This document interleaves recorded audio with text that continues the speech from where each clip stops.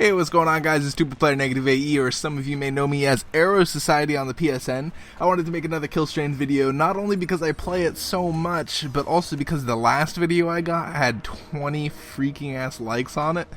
I think that's the most likes I've ever gotten on a video before, so I'd like to say thank you for that. But I also wanted to talk about some important things today in this video, and those important things are what you should not be doing in Killstrain. Now, some of you may already know Killstrain is a very score-based game. Not only do you have to be on top of the leaderboard, but you also have to hold your place by the end of the match. So ending the match while you're on the bottom of the leaderboards does not necessarily help your cause at all, seeing as you'll get less credits and less rewards for being at the bottom. Now, although there are many ways that you can get score for your team efficiently, there are also many other ways that may seem like a good idea but are actually detrimenting your team in some way. So here's some things I see people doing on Killstrain that I would advise against. Tip number 1. Please do not auto-attack alpha pods. If you don't know what alpha pods are, they're the big, huge pieces of strain that spawn at the beginning of the map and have tons of health. Please do not auto-attack these. Not only are you getting score in the slowest way possible, but you're also not helping your team at all. Too many times in a match do I see people just go to the top or bottom and start auto-attacking those things.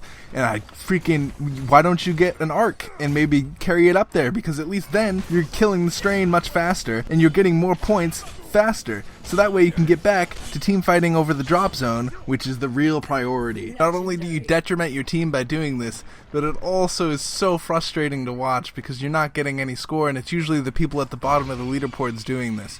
So please, do not auto-attack alpha pods if you want to get first place. It's not something that's going to happen because you're wasting so much time auto-attacking alpha pods.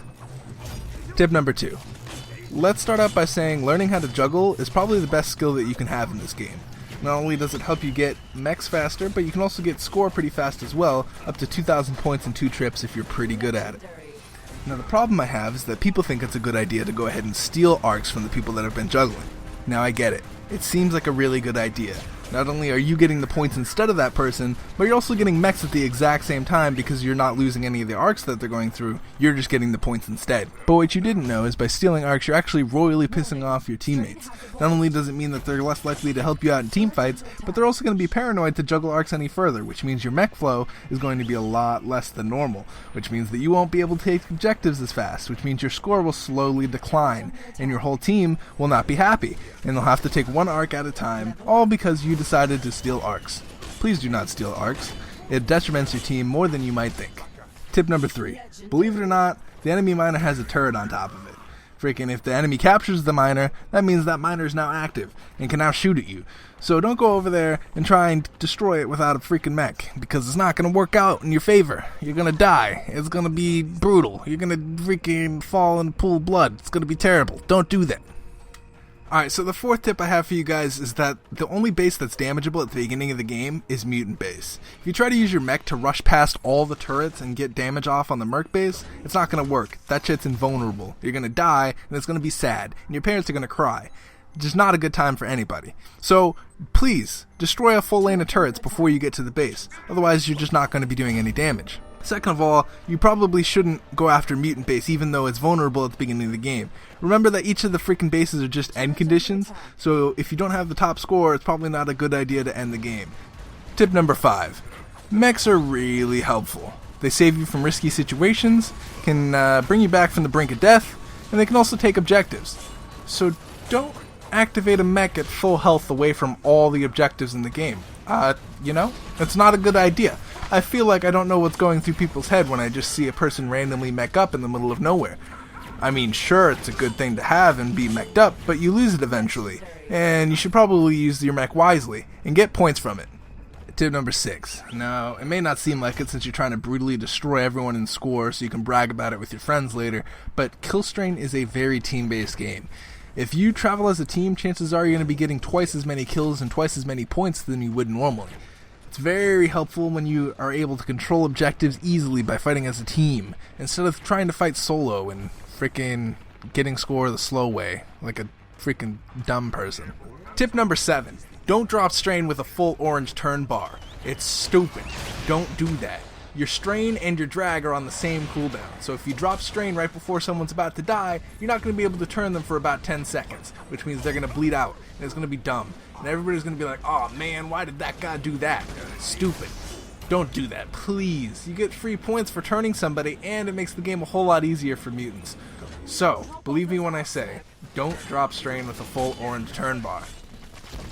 Tip number whatever the fuck we're on. Hey you, person that just keeps running into the strain and dying because all you want to do is play mutant all the time. Don't do that. If anything, if I'm mutant, all I want to do is just kill you over and over again and not turn you. Because if anything, you're free points to me. And if you're just going to keep diving, then freaking all I have to do is just keep killing you and I get free points. If I turn you, then I won't get those free points anymore. So why would I turn you? It makes no sense to me. And then also, even if you do that the whole entire time, you've lost out on so many points that you could have been making by either juggling arcs or helping out your team in some way. So really, you just detrimented yourself for the first 5-6 minutes of the game until the mutants get a full turn bar and can turn you. And even then, who's to say that they want to turn you? It's a stupid idea. Don't run into the strain if you want to be turned. Act like you actually want to fight. And then when the mutants have a full orange turn bar, act stupid around the strain and maybe they'll start dragging you. Because that would be smarter than just running into the strain and wasting all of your time. Tip number, I've completely lost track by this point. Fight me. So in the center there is a drop zone, and at the bottom there is miners. Usually at the beginning of the game, you go to the miner, capture the miner, and use the arcs to clear the way so you can get to the center where you capture the drop point.